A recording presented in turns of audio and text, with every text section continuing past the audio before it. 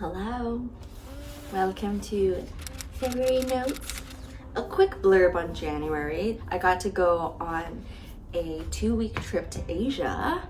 I went to Hong Kong for the first time. I got to do it with such close friends. Then I flew to Japan where my sister held her wedding ceremony, and it was a very small and intimate event. We just got the photos back last week, so I'm gonna try to paint our family portrait soon so that when I visit my sister I can gift it to them. Now I'm gonna jump into the rest of the video because we got a lot of updates and a quick sponsored message beforehand. I know that the last 3 videos consecutively have all been sponsored, but I promise that this is really like out of the ordinary, and when opportunities come in,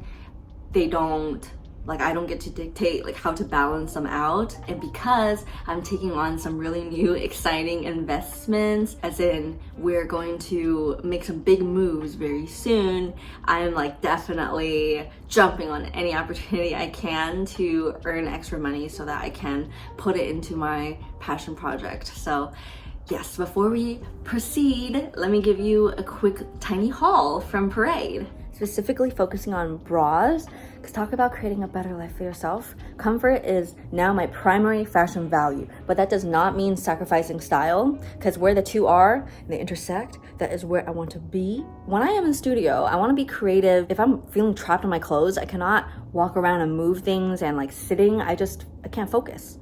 First, we've got the vintage soft triangle bralette, and this is in one of my favorite colors. I love that it gives you just the right amount of lift with no underwire. Soft and sturdy material. There's like a band that sits flat around you. You forget that you have a bra on, and it's seamless. Under your clothes, you can see like the sewing stitching material, but the other one that I have here is completely seamless and so comfy. So this one is a smooth lift triangle bralette. This cute little print is like cottagecore dreams of mine, and it feels similar in like the weightlessness, but it gives you more of the lift. Just the way that the fabric hugs you in the right places, it really accentuates the form when you're wearing something that's like lower cut or tighter fitting. There's definitely something for everyone, so check out the link in the description and browse their site. There's a lot, and definitely you'll find something that feels like it's made for you. And with my code GAL40, you'll get 40% off site-wide. Thank you so much, Parade, for the sponsorship.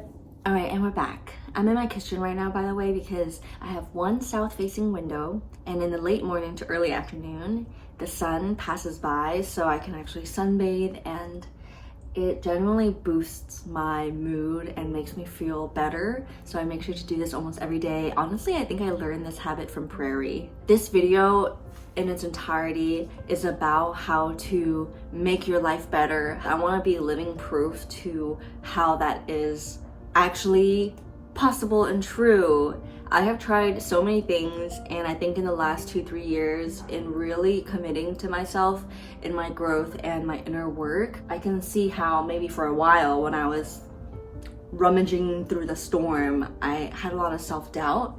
Like, am I just kidding myself? Is any of this going anywhere? I just want to encourage you to believe that it's not for nothing to go to therapy, to really face your fears and face your shadows, like everything that you don't like about yourself. Sometimes we consume self-help as entertainment, but the real work is not fun. The real work is not entertaining, and the real work will feel like,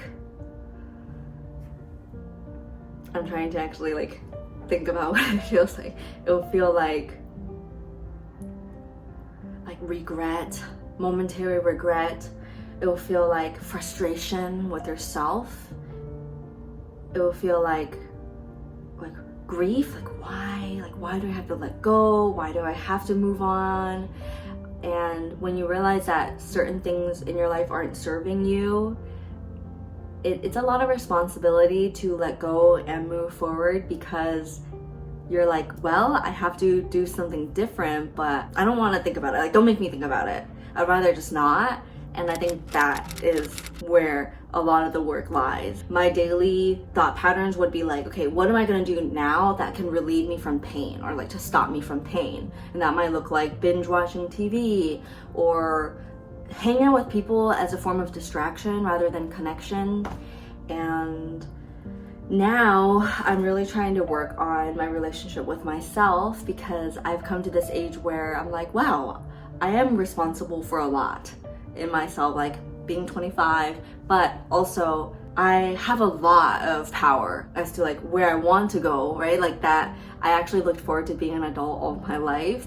Got Bambi here, he's sharing the sunlight with me. So the biggest thing that I know a lot of people are waiting to hear about, that I touched on in my last vlog, that was like, I was heartbroken, but life goes on, is speaking about my recent breakup, and it's still very much a wound for me. I tend to want to avoid the word breakup, and I want to say separation or ended. Like, I just don't like the word breakup for some reason, because it almost makes it too real to have to say it. And what has helped me so much currently with this breakup, it's been a month now. It's been good because I have learned to take care of myself really well. And during this time that historically breakups have been a very big, like, detrimental hit to me, to the point where I just really couldn't function and be emotionally available to anyone in my life. It just like sucked all the life out of me in the past. That this time around, I'm like, okay, I think I'm handling things in a healthier way than I have experienced in the past, and that's definitely just a small victory to celebrate. So instead of pressuring myself to be like, okay, if I'm successful because I do self-work and stuff, that means I gotta end this tumultuous time as fast as possible, and that would be a testament to how good I am at healing. True healing is being kind to myself and telling myself, hey, I love you, I will give you all the space that you need, and we'll be here for whatever you need. Literally, that's that. And honestly, if I treat myself that way, I think that the results are actually going to be much more smooth sailing. Like, living in that constant state of resistance or like contradicting the self and not allowing yourself to feel what you just need to feel, it's like self-hatred, and it will cause more misery and suffering over time, I have found. In like the first week of processing my breakup, I watched a lot of vlogs. Like, I rewatched Leah Field Notes breakup vlog diaries, and that tremendously helped me in a way that didn't feel the same the first time I watched it, because I was not in that state of mind. So that is what really inspired me to open up and kind of share in real time what's happening, because I really do feel like there's so many people hurting, and it's sad to know that, but also comforting in realizing the universality of our emotions and loss. I would toggle between feeling like, oh, it's my fault, I should have done this, or I could have done that. And I felt like the only way to relieve myself of that painful thought cycle was to snap into like blaming, like, oh, it's all their fault, like F them. But that's also, I think, a coping mechanism. With enough time, I will have clarity. For several weeks, I'm just not going to have clarity. Chemically and hormonally, like, your attachment truly takes time to unfurl, and it is going to be painful.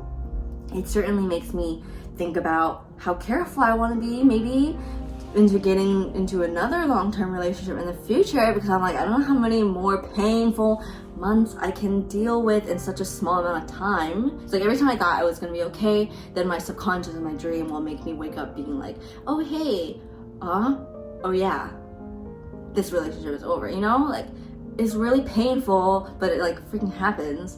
It's only been 4 weeks, and studies show that it takes 10 to 12 to truly feel emotionally more distant. And I told myself, hey, you know what? I honor your thoughts, like your bargaining thoughts. If you're like, what ifs, or what if I did this, or should have done that? I'm like, hey, let's come back to this at 11 weeks and let's see if your answer is exactly the same. 1 week in, or like 10 days into the breakup, I was like, let me just give it 3 weeks. Like 3 weeks, you know, is how long it takes to make a new habit. And during that time, I'm really gonna commit to living my life and choosing myself. And granted, 3 weeks had passed, and I am in a better place. Doesn't mean I'm not in pain.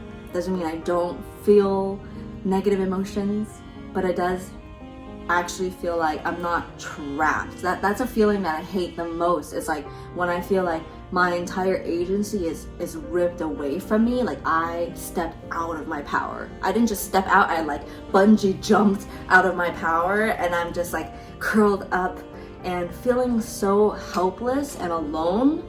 And now I'm like, you are alone. But that can be a beautiful, wonderful thing, because I want to make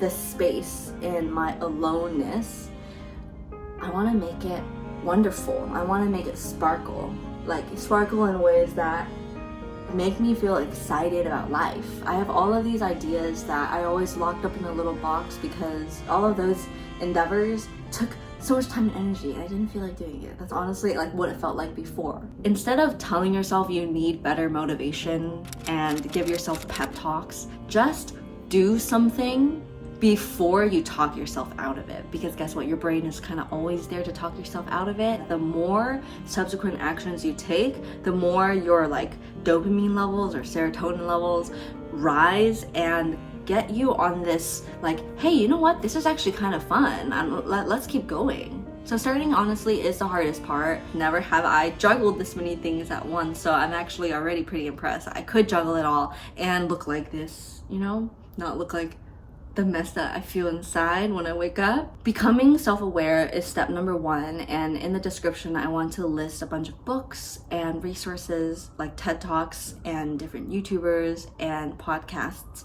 that have truly helped me. I'm trying to consume positive and motivating content that actually trickle down into like larger like habit forming, like my thought patterns are improving. The worst times for my mood and just in general for me is ending my day and beginning my day. So maybe that's actually pretty universal. Like, do you relate to this? And I think that there's science that cortisol levels are highest right when you wake up, and I wonder if that's why people feel the need to distract themselves with their phone right away when they wake up, because beginning the day, it just feels like, I don't know, like, do you wake up feeling refreshed? I don't know, because I historically have always felt like I just belly flopped. I'm like, It's not about being productive in that time. I just want to make that very clear. It's not about like using that time so it doesn't go to waste. So what I've been doing is consuming this type of content. When I'm listening to these podcasts or when I'm watching this video, I actually feel better, and that's great. So move towards and lean into what feels good. If that means like playing card games with your family, like maybe try to do that more. I'm alone. I have been trying actively to keep in contact with my friends and family, even if it means FaceTiming 3 different people every day. I just let them know, hey, I'm realizing that a lot of my work and home life is solitary. So I enjoy that very much. I love being by myself and reflecting, but I also really want to connect. So please expect me to just call you out of nowhere if that's okay with you. And I actually started doing this with a couple of my long-term friends that freaking live so far away. If they don't pick up, then I just move on, right? I'm just like, I'll just call someone else. But when they call back, I'm just like, hey, I'm just eating lunch, wondering what are you doing? And they tell me, they're like, I'm gonna go pick up pastries. I'm doing my makeup in the car right now. And that's just like the little bit of connection that I felt, I don't want to try to do that before. Like there was just this friction. Something in my brain told me, like talked me out of it. I hope that you are taking care of yourself and that you're kind to yourself. The number one thing to improve your life and to make yourself happier is to be kinder to yourself. Treat yourself better. Don't treat other people well so that they can treat you well.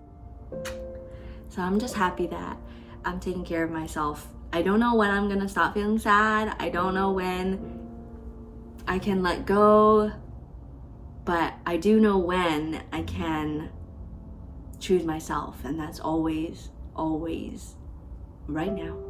Just know that you are where you need to be and that there is so much value in this pain. Like it's not for nothing as long as you choose to make it valuable. And if you don't choose to make it valuable, then the universe cares so much about you that it's gonna keep flinging shit at you until you do choose to make it valuable. take it from me. I think I've been eating shit for like 7 years and it's great. My blood pressure. What else do I want to tell you? I have a big surprise coming up next month. You're gonna see it in a vlog. I cannot wait to... I don't know what I cannot wait to do. Honestly, these days, it kind of just feels like I'm at peace with where I am. So I'm looking forward to things, but I also can wait because I'm like, I wanna like take in the feast that is before me before I move on to the next exciting thing, right? I'm like, I want to savor the now. So I can't wait. Bye. I love you.